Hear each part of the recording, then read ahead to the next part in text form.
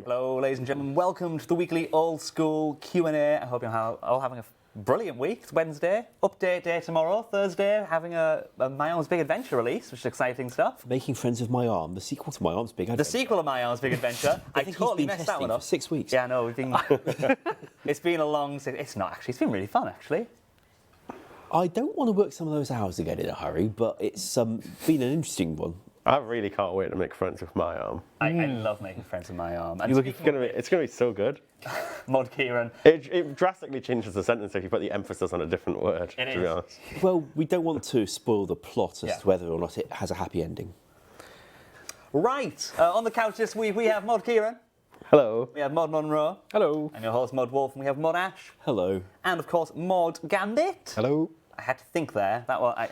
I'll get used to it, I promise. And on the chat, we have Mod Rye. We also have Mod West going to be showing you some stuff a little bit later. But if you didn't see, we have a new news post open, available to look at right now on the main page. The official release date for Old School Mobile is October 30th. Exciting stuff. It is indeed. Can't wait. I'm so ready for it. It's worth keeping in mind, you can pre-order on the iOS store and pre-register on the Google Play Store. You're probably wondering why pre-order or register beforehand when it's a free app. It's going to be notified first. You're going to be the first person to be as soon as it's available, you'll be told from the respective stores, which is worth knowing. It means that you can stop asking when it's going to happen, because it's coming soon. We actually have, as well, a little bit of a video, I think, that's worth having a little look at.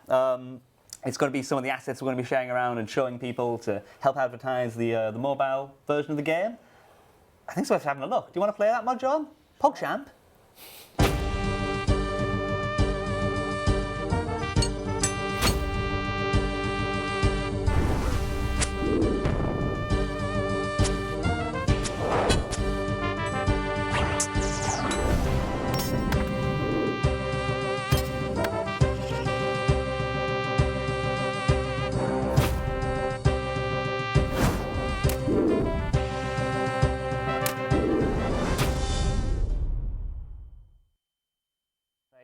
Exciting stuff. Some of the assets we're going to be using to share that with everyone.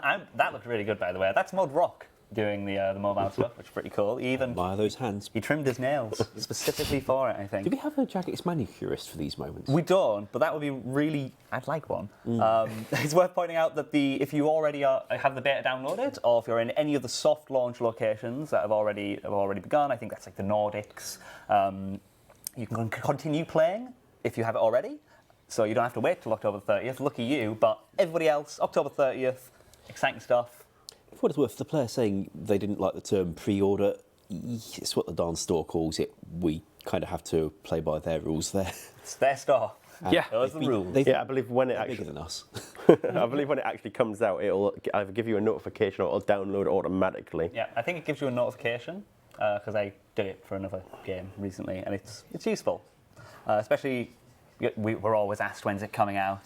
30th of October. News post. There you There was go. a player who actually saw that news post and tweeted me to say, yes, but is it actually coming out? So, well, we jolly well hope so, because there's a news post. Says, I mean, yeah, it says October 30th. That's when it's coming out. It is. Exclamation point mobile, if you want more information in the chat, by the way. There is a link to the news post. You never read over. What were we going to say? It's serious hype though. Like this little game, we just brought it back for the 2007 version. Who would have thought we would have got, 5.5 years later, it'd be coming out on mobile. It's doing better than it ever has been. The game's growing. The team's growing. It's amazing. It's amazing to see how much it's grown. So, well, even the beta. this is just the start. Beta, like in several regions, was topping the stores. So obviously players are excited for it. It's mad, to be honest. very exciting time to be here. Yeah. Oh, the love hearts. Honestly, you're going to make me cry, Kieran. Right. Got quite a heart on you yourself. I do, yeah. I quite like this jumper, but Modshed doesn't like it. I supposedly wear it too much, but I think he's wrong. Talking about mobile, worth pointing out, the RuneFest app is still also downloadable. Do jump on and download that now. You can look at the Golden nominations and vote on it, I believe. And if you're going to the event, it'll eventually have information on what to do at the event and the schedule for the time for the main stage. We, of course, have a main stage slot at RuneFest as well. Any teasers to what we're going to be talking about? Oh, Actually, Now that you've asked, I'll do the whole presentation right now. No teasers whatsoever. But will we all like of course, as you expect, we'll be making our big announcements for next year, and you'll have to tune in or come along if you haven't Is Wooks got a ticket already. Golden Gnome again? Perhaps. After his recent performance. I mean, Hooks did just knock it out of the park last night, I'm sure most of you all know. But Theatre of Blood, you know, that really challenging second raiding dungeon aimed at teams, has been soloed by Wooks last night. Fully soloed all the way through, including Verzik. So, there you go. Was it a 2-person scale or was it 5? It will have scaled down for a group of 3. It was 3. 5 is the next goal. And then I'll be... then You'd have to go in with 4 other people and then leave, yeah. Wow. That would be a good stream. Impressive. We also have, as I mentioned, we have some stuff to show you for the PvP armors. I'm actually going to jump to that straight away to Mod West. He doesn't have a camera, but he will have... Oh, he does have a camera now. Yeah. Oh, we've got a camera set up, which is brilliant. So you get to see his pretty face. PogChamp to see these armors. And let's jump over straight to Mod West to show these PvP armors, I guess. Let's go. Cool. Hello, everyone. So, I'm here in the wilderness, and I've got some armors. I'm sure most of you... I got some laughs there. Cool. So you probably recognise a lot of these armors from the... Oh, my mouse isn't working. There we go. So what I've got here first is Morrigan's. Zoom in. Yep. And I've got both of his weapons as well. So we've got the throwing axes. So these were somewhat adapted from RS3 models, which was quite an interesting procedure, because they got a wider colour space. When I brought them in, they were just all blue, so I had to figure out all the colours again, scale it down, get it to work with our strangely proportioned human skeleton, as you do. And as you can see, we've got a nice set of Morrigans, as well as the Javelin. So yeah, we've got Javelins back in the game. Who would have thought they'd come back after getting rid of them for the ballistas? So there's also special attacks, but they are fairly generic and nothing too interesting. So we'll move on to the Zuriel's outfit. That's very, very spooky. I like this hood. It's very sort of, you know, you can't see the eyes. You know, it's very, very mysterious. How does he see? You don't need to see if you're a mage. You just sort of know where everyone is. So yeah, we've also got Zuriel's staff as well, as you can see there. And moving on to the slightly more interesting armor and special attacks, we got Vestas. So I had to look at the animation, because the animations are very, you know, basically impossible to backport from RS3. So I had to make this one from scratch, and this was quite fun to make. If any of you remember this special attack. You've got one shot to make it count. Never get this moment again. Here we go. Oh, I got interrupted. I'm gonna try that again. Screen buffering. Here we go. I don't know if it's the most useful special attack, but it sort of looks cool. And then we've also got his longsword as well. Very long sword. There we go. And then we've also got the Statius armor and equipment and hammer that you all remember. So this is essentially the same as the Dragon Warhammer. I sort of used it as a base and just what made it look again like how Statius's Warhammer used to look like. As you can see there. Let's get away from these guys because they're sort of in the way. They want to see the BLS spec, bro. They want to see... Oh, well, that's just a stab attack. I mean, I'll show it to them, but... Oh, I've got no energy. Ugh. Wait a second. Let me grab this back. If you call on, and then you do a proper max me, you'll wreck this thing call. There you go. It's the special attack that you sort of jump forward and stab. You know, it's sort of what you'd expect. It's slightly different from its usual slash attack, as you can see there. And same thing with the Warhammer. It sort of uses the same one as the Dragon Warhammer, as they are essentially the same. So yeah, those are the outfits, the PvP armors that you all remember and hopefully love. Cool. Thank you very much, Mod West. Thank you so much. Awesome. Good job, man. Wow. So, of course, just in case you're wondering, those are for the upcoming Deadman mode finale. That is next weekend, actually. It's starting next week. That's really cool. Yeah, so it starts on Saturday the 8th and ends on Saturday the 15th of September. Yeah, so in the actual coming tournament from this Saturday, you'll be able to get all the weapons So the Zuriel Staff, the Vesta Longsword, the Statius Warhammer, the Throwing Axes and the Javelins, and all their accompanying special attacks. They'll be dropped by any monster in the wilderness, so with a varying drop rate depending on the combat levels. So you should be able to tune in to Deadman, see people using those, and hopefully provide a bunch of excitement when it comes to the actual finale next Saturday. The armors will be available alongside the weapons in the next upcoming season, and not the tournament. Cool. Thanks for that clarification. I wasn't 100% certain myself, so thanks for that.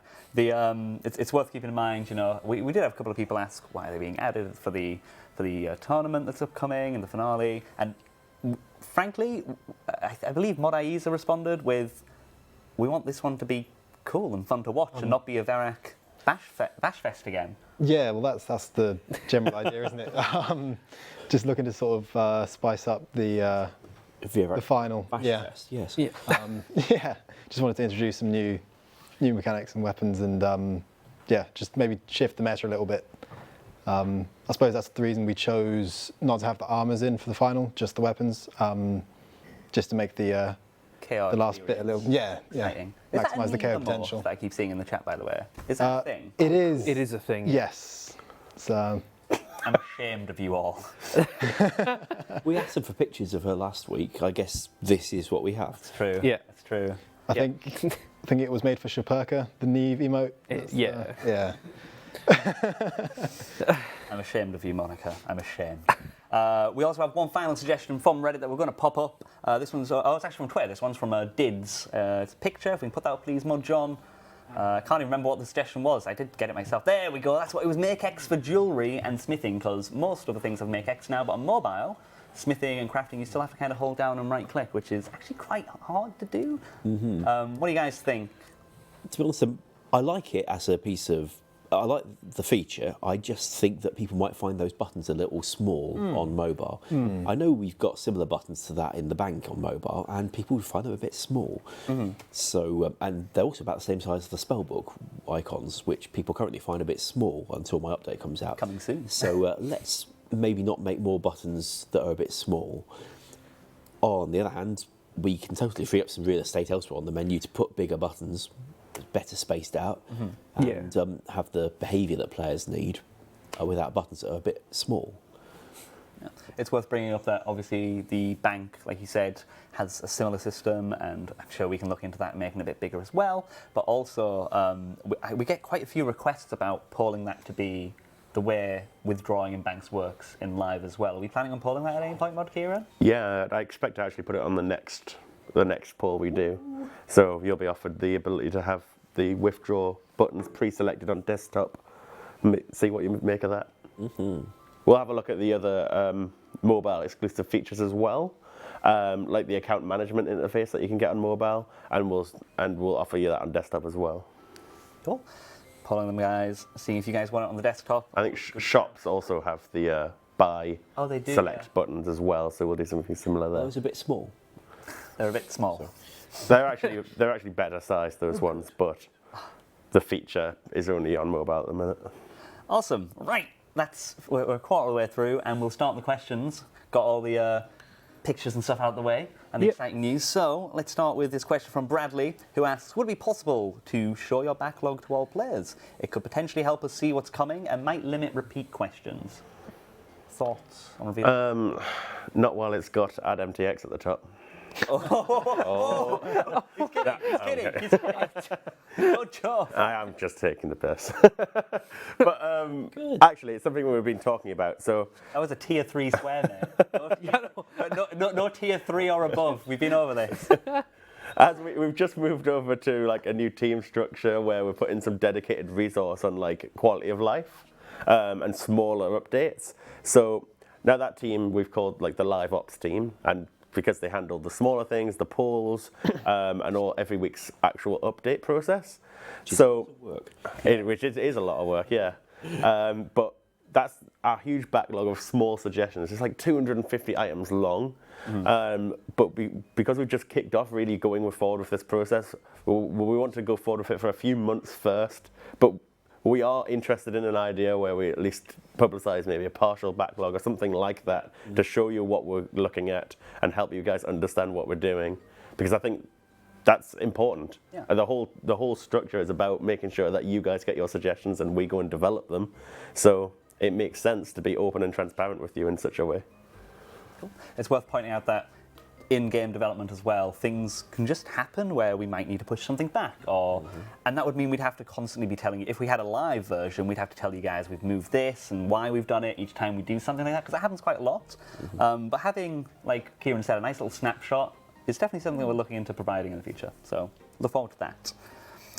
Next question from Phantom asks, which skills do you think are the most balanced and diverse with their skilling methods, and which do you think are the least and you would like to improve? Do you want to take turns on this one? Who feels up for it first? I think mining's in a pretty good place now. We've got a lot of diversification, especially towards the higher end of the skill. Yeah. You know, when we first brought back Old School, what did you have? Granite mining was essentially your method, bar, drop iron, really. So since then, obviously, we've added Motherlode, which is quite slow, but more AFK. We've got blast mining on Zaire, which is completely offers a way more interactive method. We've also added the volcanic mine, which offers you a group activity. So there's a few different ways to go about it. I feel pretty good about the offerings we got. And we got Amethyst as well, which is just mentioned in the chat. I forgot about that. It's not really a trading method though, is it, that one? But Less so, but you know, it's still gem rocks as well offer a completely different way. So there's so many different ways, and gem rocks are like the traditional way. I forgot about that. More traditional mining style. So We did, yeah. Got a worst one? I'm still not saying mining's a fun skill, by the way. Oh yeah, mine still sucks, but at least you got more choice. But from what I've seen, people really do enjoy when they get into a good group with friends at the volcanic mine, and everything's more fun with friends. So do recommend. Worst skill? Yeah.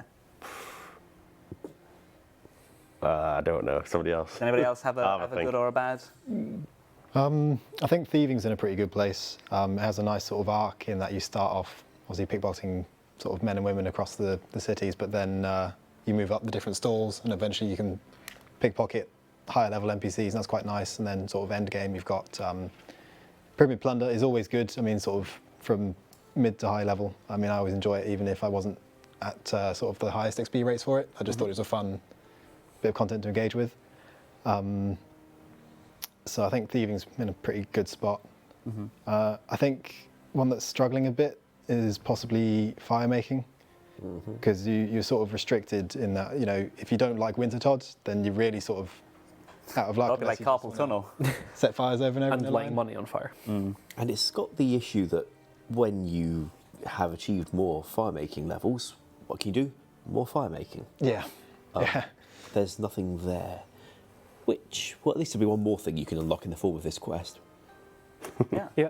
Construction is probably a bad one. Is by far there is the construction is the worst. Obviously, there are multiple methods, but it's all the same thing. It's either like oak dungeon doors or mahogany tables. It's basically a set of options. Build a chair, remove the chair. Build a chair, remove the chair. Build a chair, remove It is interface management as a skill. Even Herblore. Right click, left click, right click, left click, right click, left click. Yeah, I mean, not being bad, but rather with construction, there is an argument that, but it's fast, but it costs a lot of money. Herblore can be fast and cost a lot of money, or cost less money and be slower. It has a little bit of range based on the portion you make. That feels nice. You have serums if you want to be really cheap, but want to take forever.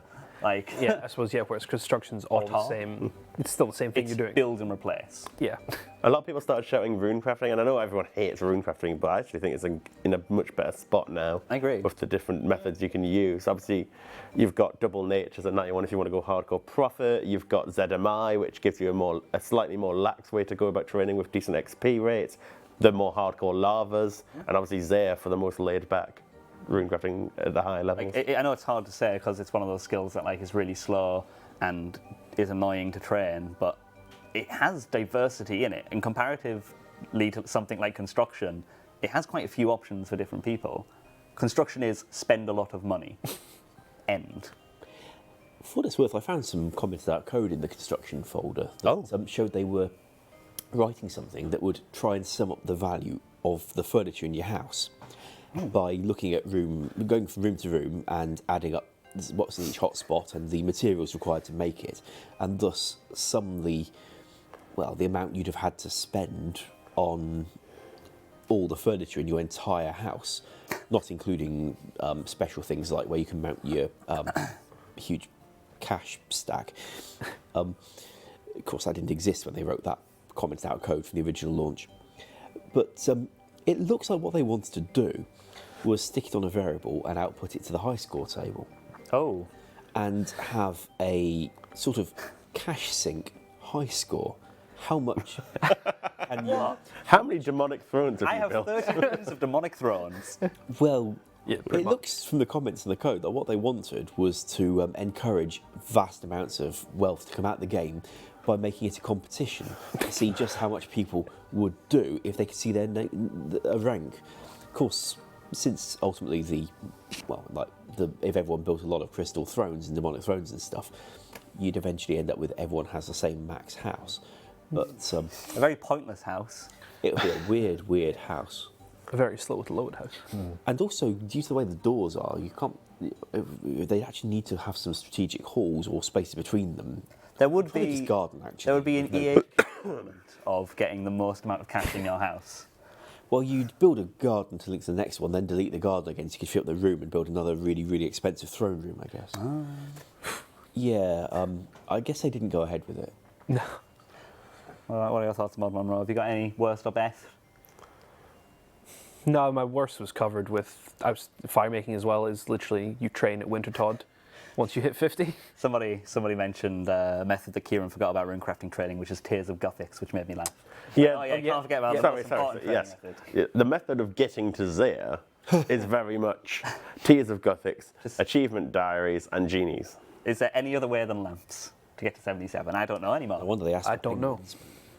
I found out the other day that if you're under level 30, I found out from you, if you're under level 30, Tears of Gothic experience is actually left. It's divided by a number, so you can't get up too quickly. Yeah, between 1 and 30, it ramps up the amount of XP per tier, and once you get to level 30 in the skill, it's a flat rate, and therefore when a new skill comes out, your aim is to get to level 30 before your next Tears of Gothics trip, otherwise you're missing out.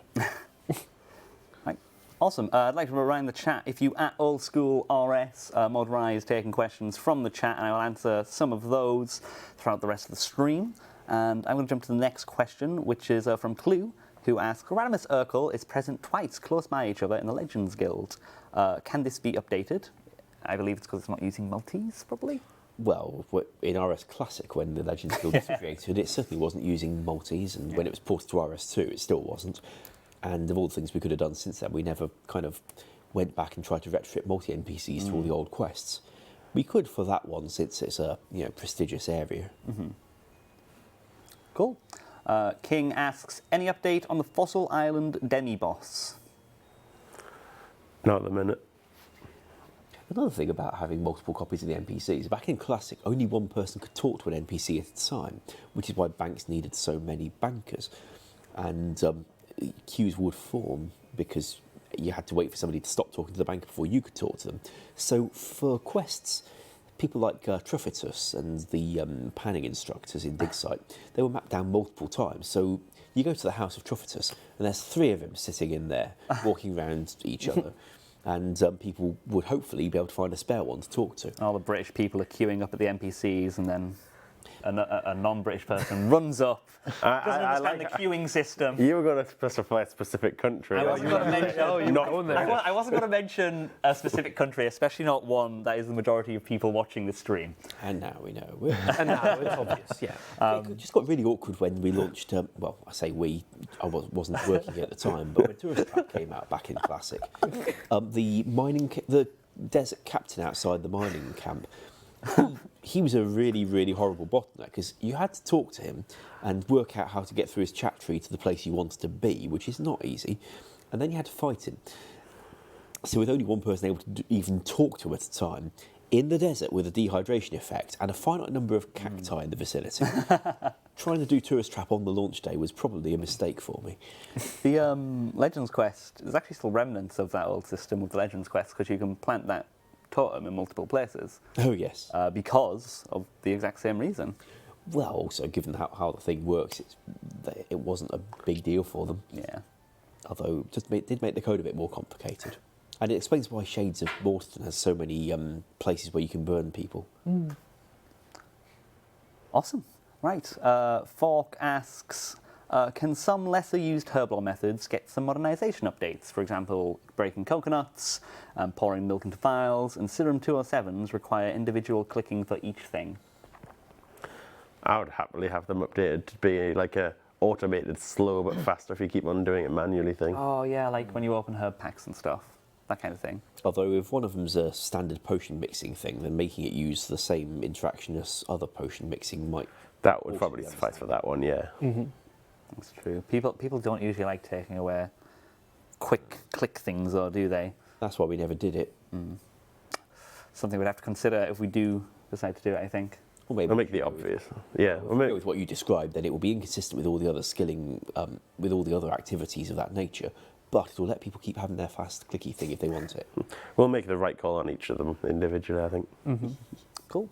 Rune Vipers asks, is the actually we asked that question earlier, which is the mobile Withdraw X being pulled being added to PC soon, and we said yes.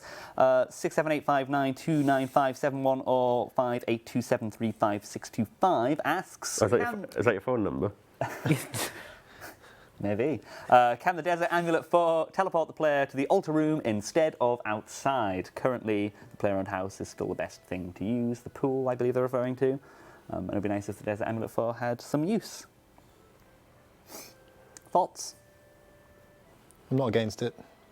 Can't think of anything wrong with It's that. kind of an odd one, that, because I don't really like the player-owned house pool, truthfully, as well. But I'd rather the one that requires the diary requirements be as good as the one that requires the construction level, but who knows?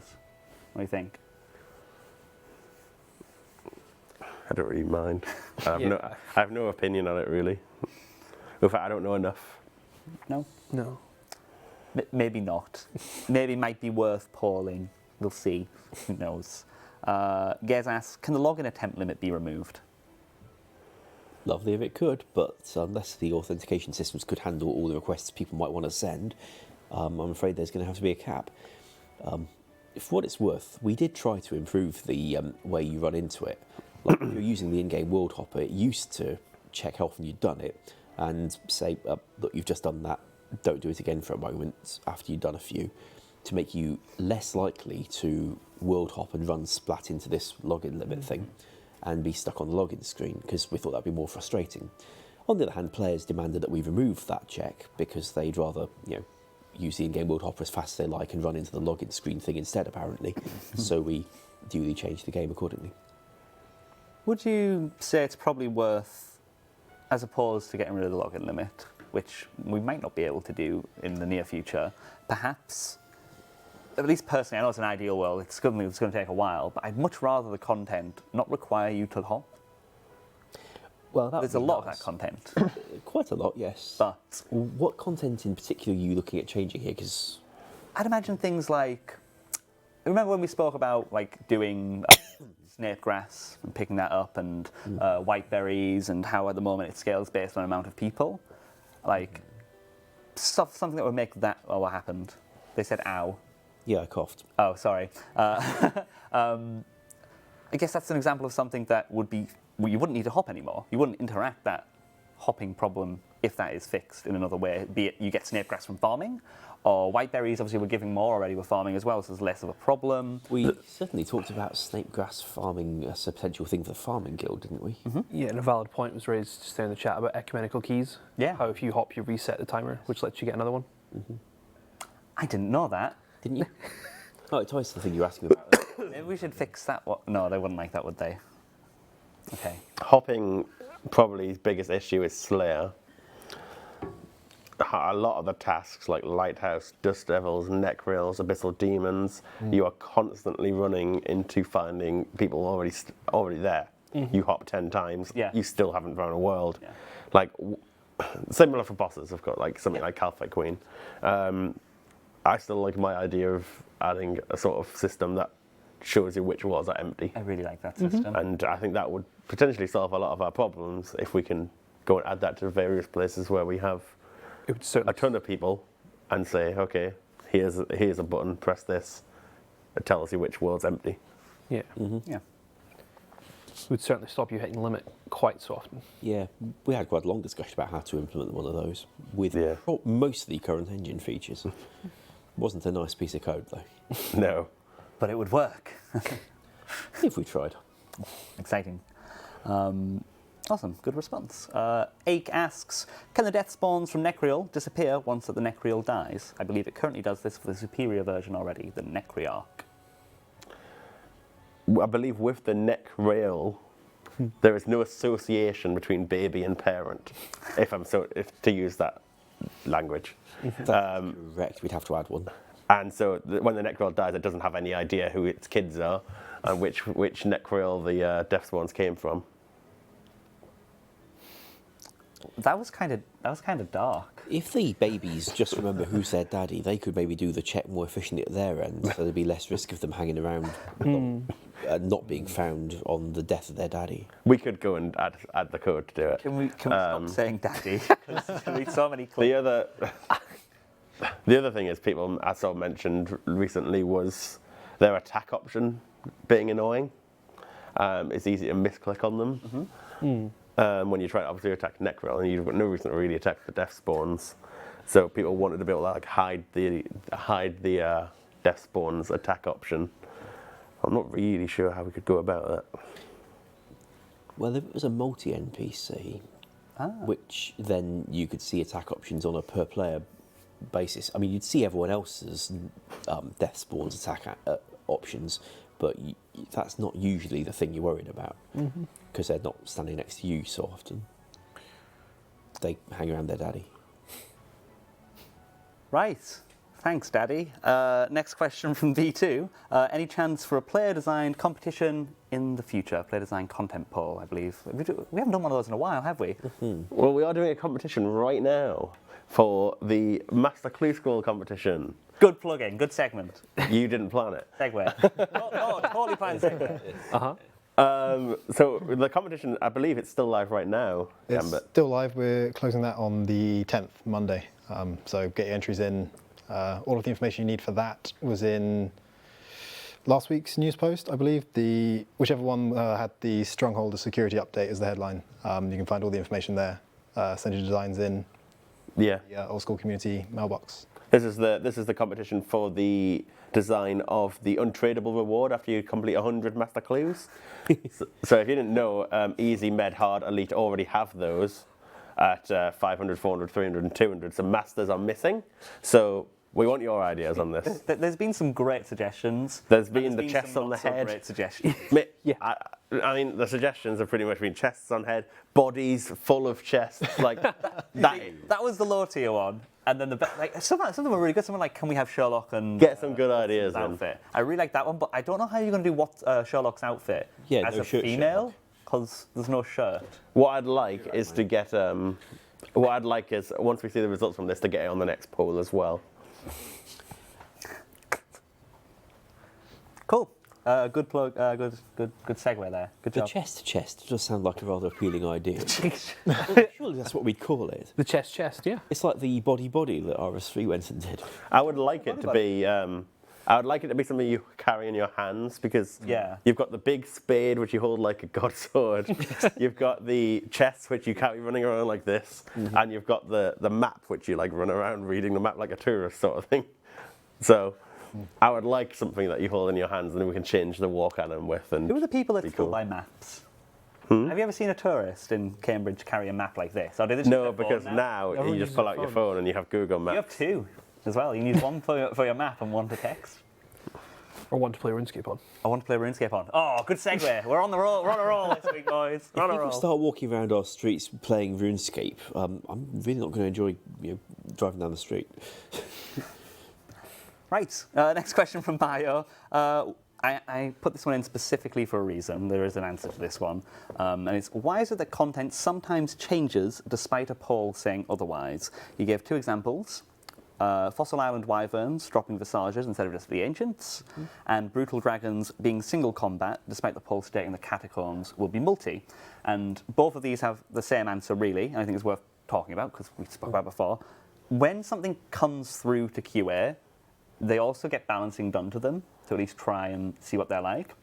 The Wyvern I looked at, and I felt they weren't as rewarding as current Wyverns, and the Ancient ones weren't much better, so it made more sense that they could all drop that item to give it the best chance of being implemented.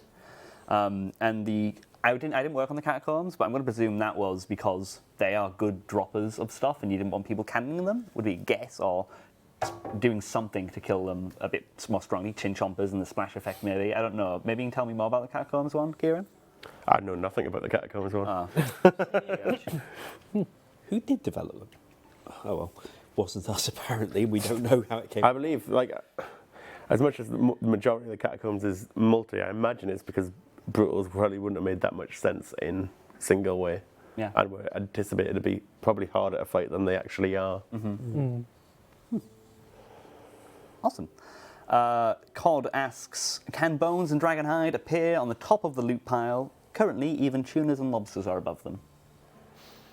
If we buff their shop values, yep. Awesome, nice quick one. Lord asks, moving around items in your inventory while doing certain actions, like laying down a box trap, will make the items go back to their original position. Why is that, and can it be changed? So, if you rearrange 2 items and they hop back again, what it means is that you were busy. There's quite a lot of actions that make you busy. And while you're busy, we can't have you rearranging your inventory because the script that's locked you for write access needs to be able to have a guarantee that your inventory is not going to change while it's doing its thing. This allows us to avoid race conditions where you're in the middle of talking to an NPC, the NPC checks you've got some money to pay for whatever you're doing, but meanwhile your inventory changes behind their back and the money goes somewhere else, and the NPC tries to take the money from you and it's no longer there. That's the kind of thing where we could get all kinds of bugs. So scripts can lock you for write access so that other scripts can't edit you while you're doing this first one. Now, the reason you're able to rearrange the stuff and you see it rearrange and then flip back is that the client tries to update itself immediately in response to your requests to make the game feel responsive. Yeah. I said to quote my close-up for making rude gestures, I guess. So the client will update immediately and expects the server to receive your rearrange request and send back a new state of your inventory, at which point the client will redraw your inventory with things in the final position. And you shouldn't really notice anything's changed there because the client already predicted the change from when you requested it in the first place. Yeah. But if the client thought you were going to be able to rearrange your inventory and the server later said, no, we didn't let them rearrange their inventory like that because they're busy, the client has to put you back again how you ought to be. An easy way to describe it for people who, a more generic way, is if you've ever played an FPS game, when you run forward and you have lag, you will continue running forward because the game, that's on your computer. It's your computer is the thing that's working out. The client is working out, oh, I should be moving, and it's showing you that just so it looks good. But then the server goes, wait, you shouldn't be there. You're going to be back over here because you've been pressing other buttons and that. So it jumps you back, so the server recatches you up, essentially. We used to have more of that with player positions in RuneScape up until the route finding was moved from the client side to the server side. It's not quite the same effect, but you got more rubber banding going on before we got that changed by Mod Philip in late 2013. We were very grateful to him. Yes. Well, there you go. There's your answer. Essentially, safety to ensure that mob bugs don't occur. Well, if you pressed a button and the button sat there completely inert until the signal went from you to the server and back again, which takes a little while, then you'd feel the game was really, really unresponsive. Whereas if you press the button, it lights up immediately and the signal goes to the server and back and the button stays lit up, then you got a fairly responsive impression. And 9 times out of 10, the button is able to correctly guess whether the server's going to let it stay lit up or not. The rearranging of stuff in your inventory is an exception because the client can't tell up front whether the server's going to let it rearrange or not. So it predicts that it's going to be allowed and then flips back when it finds it isn't. Awesome. I should stop doing that to you. The next question from Esco is, do you guys think that any form of extended period without weekly updates would be good or bad for the game, and why? What are your guys' thoughts on that? I like when we get discussion questions, because it makes people think temporarily, and they all go, oh, I hope he doesn't ask me first, and then I go, Mod Kieran, what do you think? I think it's a really good thing to have weekly updates, personally, even if it's fairly small. Now, I've heard a lot of players make arguments all the time that like they want big updates and hence do less of them and do less weekly updates, and you'll get a bigger update more often. Mm-hmm. But like, I still think doing one weekly, even if it's only a few small things, is worth doing. It gives everyone something new to constantly just check out or look for. It keeps us engaged with you guys. And I think that's instrumental to what we do with Old School and what we've always done with RuneScape as a whole as a company. It's what separates us from a lot of the other games out there. Yeah. Branding aside, it's practically tends to be quite good for the players if we've got a bug fix, goes out in the next update, bug fix sooner. If the next update was like 3 weeks away, then the players would get to sit with the bug for a lot longer. I feel like because we have a weekly cadence, like especially as somebody in QA, on average we get about 10 bugs out a week, I'd say. On a bug fixes. Yeah, bug fixes. Or bug fixes in general. We fix about, I'd say about 10 a week. Something on a really good week, it'll be 20 or 30. On a poor week, it'll be like 5. And a lot of these bugs are generally just old stuff that comes through constantly, and slowly but surely we're updating those, right? And I find, especially with larger games and other games, what happened? Nothing. There was a slight mispronunciation that the players are finding highly entertaining. Oh, okay. Like, I think that larger games in particular that have less frequent updates fix less bugs because they prioritize only big bugs to be fixed when they do their bug fixes, and they kind of let all the, the typos and the small minor clipping things like go aside. But because we do it weekly, in fairness, we tend to be stuck with a lot of our minor clipping things because we're dealing with a graphics engine that was written for launch in early 2004 to run in the browser in a Java applet on low-spec computers that players already had, which of course doesn't quite reflect the realities of late 2018. So a lot of those, I'm afraid, we're a little stuck with. Like, you lean forwards into a farming patch, sometimes you'll render behind the farming patch. On the other hand, we do fix them typos, and some of the more major stuff has been getting addressed too. Yeah. The other thing is worth mentioning is that if you want bigger updates more often, this probably doesn't really affect it very much. Very little. The people like Ash and Monroe, who've been working on the troll quest, that's completely separate to me and Mod Maz, who've been working on the smaller stuff every single week. It's very nice having a team big enough for us to split it like you describe, because it used to be that the Old School team had me and Mod Reach as developers at one point, or before that, just me as a developer after Mod Nexus moved back to RS3, and there certainly wasn't so much splitting of the team at that time. I miss Mod Nexus. Me too. Hi Mod Nexus, if you're out there. We liked you. We miss you. You could come back to that with the argument that, well, why don't me and Maz also work on big projects? Or one of us work on a big project and only one of us spend time on small things. But I don't think that's the right thing to do. I mean, sure. Didn't when we had a long period without QoL polls. Exactly. Sure, next week's update might have 1 or 2 things on it, small things. It might not affect a lot of people. But if you look at the impact over 5 years of doing these little QoL changes, these little in-other-news tidbits every single week, that adds to a serious amount of improvements to the game. What about Mod Reach? I ask because I said I don't miss him. No, I do. I don't miss him because I see him every weekend still. Yeah. So that's why I don't miss him. Next question from Till asks, can the Gnomage Firelighter be updated to store all kinds of Firelighters? Only being able to store one is not very useful right now. I believe we've added that to the backlog. So yeah, we're aware of it. We're making it happen. Yeah, it's in there. Awesome. This is quite a long question because he tried to explain himself and then wrote a paragraph. So Gizmo says, Graceful is pretty much the most important and used skilling outfit available. To get the effect though, you must wear the full set.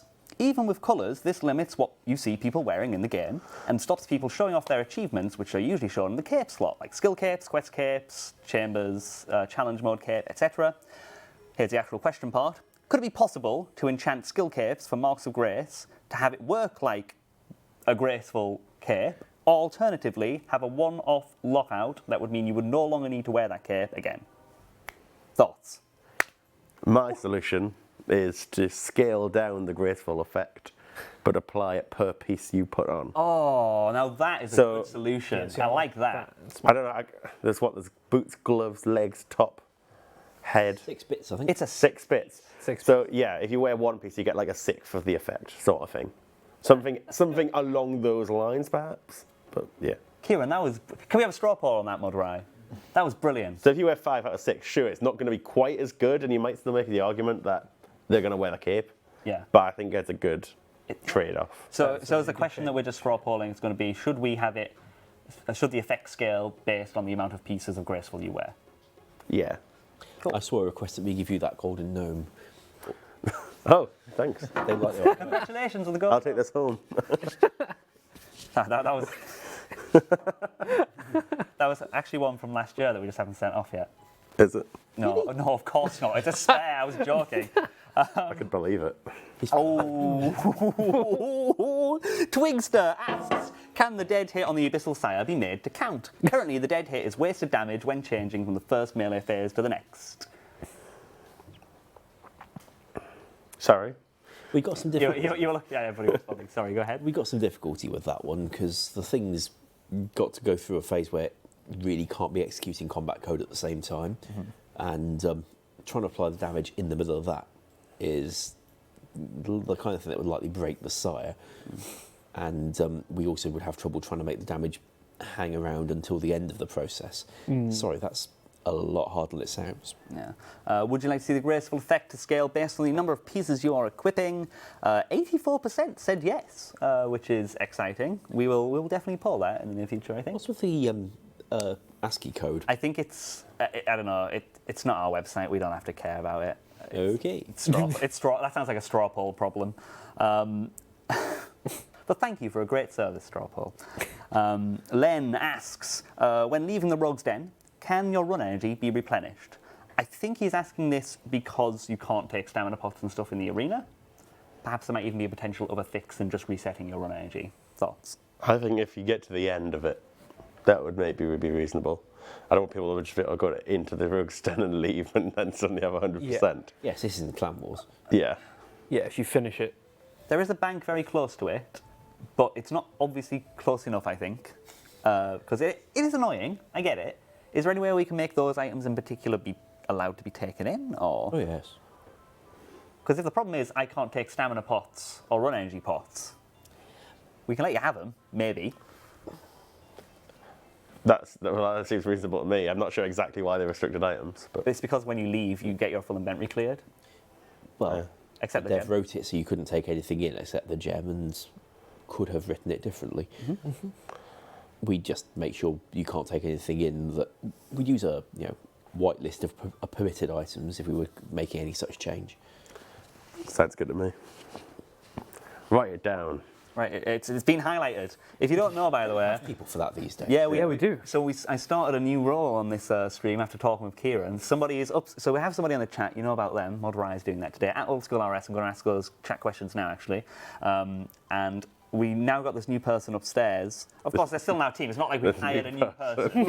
It's like we've hired a new person, but when they're watching the stream anyway, Mod Rock at the moment is actually highlighting the questions that we've said yes to. You can see the big block of green there for the graceful one, so that we can ensure it goes on our backlog, and it helps ensure that we remember to add it to our backlog and help prioritise it a little bit. Does that make sense? So there you go.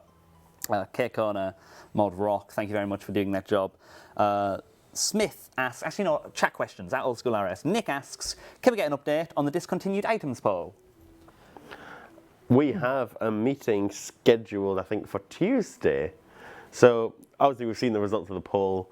We've also got the analytics and data science team at Jagex doing some investigations into holiday events and everything surrounding them, including discontinued items at a later stage. But on Tuesday, we'll be talking about holiday events as a whole, what we want to do with Halloween and any decisions about going forwards, and we'll also be discussing the discontinued items. So I don't have any conclusion at the minute until we have that meeting. Yeah, just to settle any panic before it sets in. As it stands, there are no planned changes. We're not planning to introduce discontinued items at all. And if we were at any point, then it would be polled as normal. For people that get polled relatively frequently, you guys get surprisingly scared when you get asked a question in a survey. To clarify, we ask these kind of questions so we know what you guys think and don't just presume. It's the best way to do it. It's your game, and if you guys say you don't like it, we won't do it. But we want to know that. We want to get your guys' opinion, because 5 years ago and now are two very different times with a much larger player base with different opinions, and we would just want to know that. Is that a good summary? But just in terms of the poll itself, I'm shocked at the results of the tradable rares one. That seems to have come out stronger than the discontinued untradeable items. It did, yeah. I was actually expecting it the other way round. I thought players would be interested in unique untradables, just so they could say, oh, you know, I went to this event at this time. Yeah, which is how holiday events worked in 2007. Yeah. Are you telling me that players like free money? Oh, Well, there you go. Forget the poll. No. It's nice to get a percentage. It's nice to get your guys' opinions. And an official matter that isn't just it got 100 upvotes on Reddit, right? That's a summary. Reese asks, can we get an in-game clock to be able to keep time with friends around the world instead of figuring? Yeah. Actually, I had a few requests for it on mobile as well, because flipping to another screen to check your phone's clock can be awkward. I mean, on a lot of phones, you can just swipe down at the top and a little bar appears with info, including the time on mine, but not all phones have that apparently, so the clock would be quite useful. Although that player was more interested in seeing the time where they are, so that they don't miss meetings while playing RuneScape, I guess, or they know how much longer their lecture is going to go on for while they're playing RuneScape, which I suspect is what's going on. Whereas what was wanted here is perhaps more for synchronising events across different players. Anyway, I'd like to have this clock. If anything, a clock just makes me feel guilty. Where would we when I stay up at 2 in the morning and the clock's right there, I'm like, oh, I should probably log off. But I'm not going to. It needs to be toggled then, if we're having a... Yeah, absolutely probably. now you know, next time there's a bug that comes through QA, it's because Wolf was up till 2 a.m. before he was doing his dusting the next day. Wow. Well, actually, I am feeling very confident about the Troll Quest. Mordash did an excellent job, and, well, frankly, every time that a bug goes through, Ash makes me buy him a drink. So I try my hardest. Just doing that anyway. Yeah, it's true. What have you got? You actually got a drink buying deal? No. He actually punches me in the arm one time each bug happens, and the severity of the bug that's also not true. Is that how you got those injuries? No, dude. Somebody knocked me off I'm cut off. It's really bad. It looks like I've punched someone. You see the other guy? He's fine. Cycling away. Snab asks, since you guys mentioned potential changes to Pyramid Plunder last week, I was wondering if you could consider removing the long delay after picking the lock on a tomb door within the minigame.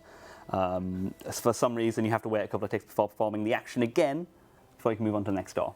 I have no idea why that is, but I'm sure we're not attached to it. Yeah, I'm well happy you change it. I think we had quite a lot of rant about bits of Pyramid Plunder we didn't see the point of last week. We already changed we changed the doors going back, a year and a half, 2 years ago now, because there's the doors in Pyramid Plunder re-randomise every time somebody starts the minigame. So when you're in worlds with other people, you'd find you've done all 4 doors in a room, and they're all open, and none of them were right. Yeah. So we actually just made it so the 4th door, if you've opened the other 3, will always succeed. So you just sort of disguise that problem. But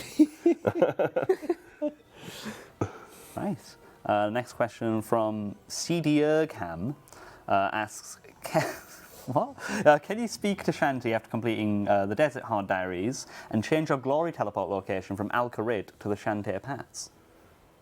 Shanty. Yeah. I thought it was Shanty. Don't worry about it. Shanty Pass. Chat seems to want it. Let's chat thing. Let's throw poll that one, Ryan. Why not? It's not like it puts you anywhere especially useful right now. Yeah, that's No. true. Because I saw a suggestion the other week where it was like, can I climb through the window of an agility requirement so you can get closer? Which I thought was pretty cool. Oh, is this the Alcor, the glory teleport and the house? Yeah. Which I thought was pretty good. Why are we here? Why are we in the middle of this palace? Well, it's iconic, I guess, back in Classic when the thing was made. It seemed like a good move, but maybe not. Ranged 4321 asks, can we store books in the Playground House bookcase without losing charges, like the Zaya Memoirs, Master Scroll book, or even the Mage's book, just to be able to store it? I don't like this one, but I assume he's an Ultimate Iron Man. potentially or something. I'm always edgy on things that are like not edgy, touchy. I'm not edgy on things that are like about that might make it easier to store things for all that Iron Man, but not just that. Just people in general who might want to store things. Yeah. To us, that one would be a bit of a pain in the arse. Yeah. Yeah. We're getting all language on this stream. It's true. Oh, I didn't even realise. I cut off. You're only allowed one tier 3 swear stream. We've been over this, and that just shared a shared value. That's not a swear That's word. a tier 3. I didn't know there was tiers. That's like, you know, like it's not that bad. Like what you said earlier. You said the P word. Ooh. When you said, yeah, be careful. That's 2. Now we can't swear next week. Thanks. I won't be on the stream next week. Jamie asks, can we have an option to extend Blue Dragon tasks? It'll be useful for Vorkath. Why is it useful for Vorkath? Because then you get an extended Slayer task and you use your Slayer helmet there. But you don't really use your Slayer helmet there. It's more of a void thing, isn't it? Yeah. Oh. Can't say Vorkath something I'd really wanted to buff. I agree. Yeah, I don't really see any point to it particularly. Awesome. Well, straw poll results are in. We'll say no to that one and answer the straw poll. After the Desert Hard Diary, allow you to move the Glory teleport location from Alcarid to Shanty Pass. 84% say yes, 16% say no. So again, quite a good vote. So that's pretty awesome. It's a lot of XP per kill, supposedly. I don't know. We're not a fan of that one, I guess. Tyler asks, could Lunar spells be given teleport tabs? All the other spell books have them already, because we added them for the Arceus and the We did. And to Ancient. get around the difficulties of working with the blinking POH lectern menu, we addressed the Arceus one by just sticking a lectern in the Arceus town, and you go and do it there. If we run into the same problem, although we've got more graphics artists than we had in the earlier days, so maybe that'll be easier for us. If we do run into the same problem, sticking a lectern somewhere in Circle should not be a problem. Blinking is a tier 4 swear. You're allowed to say a tier 4 swear. Lincoln. Yeah, blinking's fine. So it's oh bugger. That's totally fine as well. Is he? Yeah. Cool, what else have we got? That's a tier 4 swear. Idiot is a tier 4 swear. You're allowed. That's not a swear word. That's a tier 5. It's like it's not even a swear essentially, but it's below tier 3. That's all you have to care about. We have tiers. I'll send you the list. But yeah. Anyway, yes. Would you like maybe we pop it in Baba Yaga's house, and it's shaking each time that you use it. Oh no. No? I'm not making the interface where the buttons try to run away from. Well, we put it somewhere over than Playground House if that was the sticking point, or we could potentially look into making that interface not as bad. Well, we got 3 artists these days. It didn't used to be that way, especially when Zare was made. We worked Mod Ghost almost to death, I think, and wouldn't have had time for doing a lot with Arceus that way. Cool. I'll finish with this last discussion point from Boz, who asks, what do the couch think of tick eating? If you had the chance to remove this mechanic, would you? And if not, why? So that's a discussion point again. I'm pretty happy with where it's at now.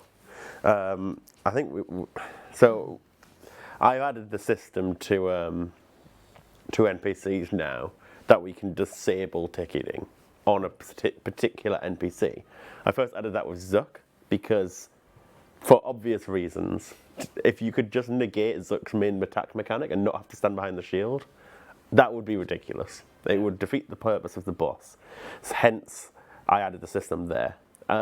It's on a few other things. It's been added to a bunch of things since. Verzik does have it on phase 1, so that you can't avoid her again. Her similar mechanic where you got to hide behind the pillars. But for the most part, we only like to add it where it's like going to break fundamentally the mechanics of the boss. I don't really see a reason to go and add it to like Versic P2 with the. I know obviously everyone knows that Wook's using it with the electro balls. Yeah. That really, come on, guys. Electro ball. What is that?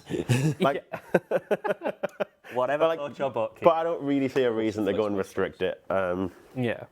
I think carb. It is what it is, and it is old school. And it's fundamentally how it's always worked. It'd be a massive decision to actually go and change it and nerf it everywhere. I completely agree with you on that one. Does anybody have any differing points, or are we good? I just want to say the electro ball is in fact a kilowatt repainted slightly. Is it? Yes. Oh, well, nobody would know. You never kill those things anyway. Who kills kilowatts? No, they hit really hard, that's why.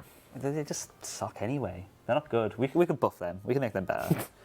But yeah, anyway. Right, thank you so much for watching the stream, guys. It's been an interesting one. Polite reminder, !mobile will give you the information for the 30th of October, the release date for mobile. You can pre-order on the iPhone store and pre-register on Google Play. They still won't cost when they go live. Don't worry about that. It just will give you a notification when it goes live. You'll be the first people to know. So keep up to date on that. Right at the beginning of the stream, we also showed a little 30-second social media asset that we're going to be using to help promote the game, which was pretty good as well. So if you want to see that, you didn't see it at the beginning, jump back. Other than that, I'm going to say thank you very much for watching, and thanks to the guys for joining us on the couch. Thanks to Mod Rye, Mod West, and Mod Rock upstairs for helping out the stream, and Mod John, our wonderful producer. So thank you very much for watching, and Tomorrow, go on. my arm. Tomorrow, Mod Ash's arm. It's all about arm. We've all worked very hard on this together. On that note, I'm going to wish you all a wonderful week. Take care. Bye-bye.